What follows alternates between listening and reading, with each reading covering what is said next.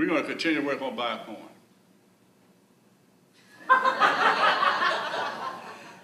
A guy offered, he's not here today because he hosed me last week at a weak moment while I was pulled over the side of the road, and he asked a question for me similar to that based on the article that was written. And I do think about it, but somehow he used some creative imagination to say I was considering. But I do think about it. Let's face it, I spent 37 years serving our country as a public servant.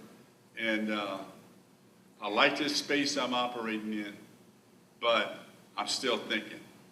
The last time I checked, we got several months left, and I'm thinking. But I'm gonna have to do some hard convincing where I live and sleep. So I'm thinking.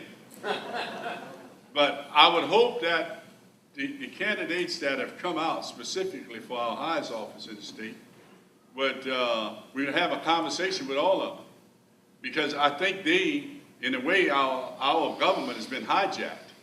In many cases, their brains have been hijacked, and we know how that happened because of the donations they take from the people with money, and the people with money in this state, many of them in the energy industry.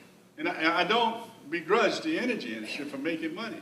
We just got to get them to clean up after themselves and to make sure they fix what they break and operate in a responsible way. And I'm not hearing any of these candidates talk about that. Matter of fact, one of them said he was going to put his boot on the neck of the EPA.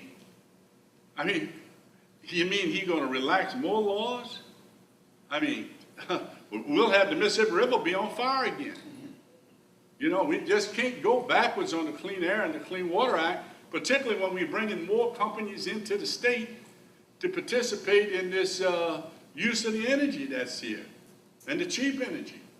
You know, I'm not quite sure if I want a Russian company next to the Cargill. That's where our National Guard is. I'm not sure if I want a Chinese company that's being under indictment in China now for breaking China's environmental law with a plant here in St. John Parish.